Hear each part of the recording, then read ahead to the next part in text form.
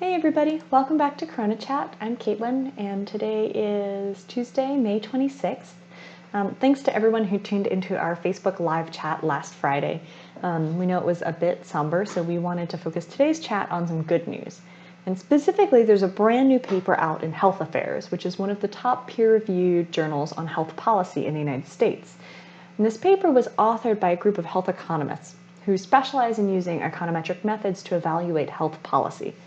Exactly the kind of experts that you would hope would be doing this particular type of research. And this paper looks at the effect of different policies in counties in the United States, the policies that they use to try to slow the spread of the novel coronavirus, right? Things like shelter-in-place orders, school closings, bans on large gatherings of people, and closings of bars and restaurants. And this actually is very similar to the kind of analysis that we talked about a few weeks ago when we wanted to look at how different countries were faring with the pandemic. And in those episodes, we talked about how some countries like New Zealand, Australia, Argentina had moved to very early lockdown policies, while other countries like Sweden and the Netherlands chose not to do lockdown at all. When we did those episodes, I explained that we were doing a very quick and dirty version of a policy analysis that did not control for lots of other factors that might be important, like age or underlying health of the population. But we talked about how more sophisticated analyses would surely be coming in the future that did everything properly. So this Health Affairs paper that I want to talk about today is one of the first of those more sophisticated analyses. So it doesn't compare countries like we were doing in ours, but instead compares different counties across the United States. Right? Because of the federal nature of our country, different states and counties all took slightly different approaches.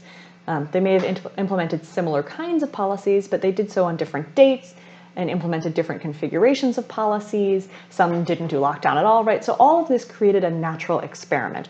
And if we, compare these different policies and what these different counties did, while controlling for the inherent differences between them, we can calculate how effective these policies were, right? And so this is what this team did.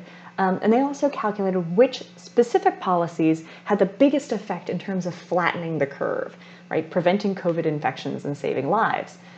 And so this team also estimated what infection rates might have looked like without these policies, or if we had all ignored the recommendations to stay home, right? Yes, the policy was passed, but we were all like, no, whatever, we're going to do what we want, right?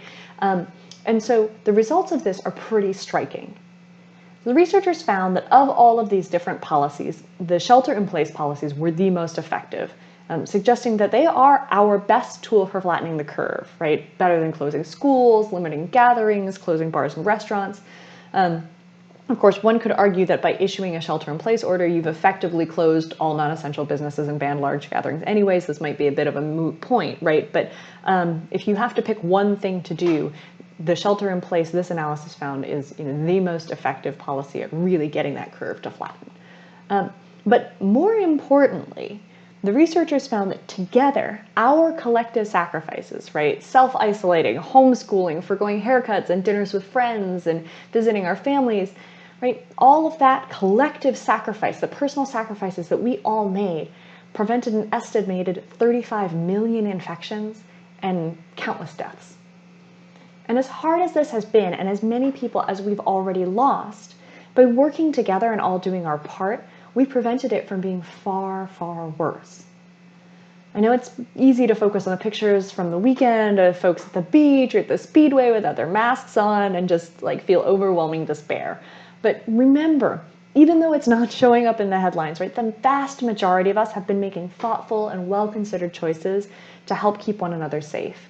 And as we continue to move forward with reopening, we have to continue being smart about which risks are actually worth taking so we can keep the people we love safe, right? So we know that there are things that we can do, staying at home when we can, if we're able to telework, doing that. If we need to go out and work, making sure that we've got our masks and gloves on. If we're going into those businesses, that we also have our masks and gloves on to protect the people who are there on the front lines on all of those businesses, right? Whether those are essential businesses as previously defined when we were going through lockdown, whether those are small business owners who are starting to reopen and doing the best that they can to keep us all safe, right? We all have to do our parts by putting our masks on, washing our hands, and maintaining social distancing, right? To make sure that all of these sacrifices that we've made to flatten the curve, to slow the spread of the virus, that they were worth it, right? To be able to continue to prevent future spikes as we move forward, right? I know this is really scary and it's confusing and it is so hard to know what the future holds right now. But I know that by continuing to come together in the way that we have been, we are going to get through this. So stay safe, take care of each other, and we'll see you all back here tomorrow on CoronaChat.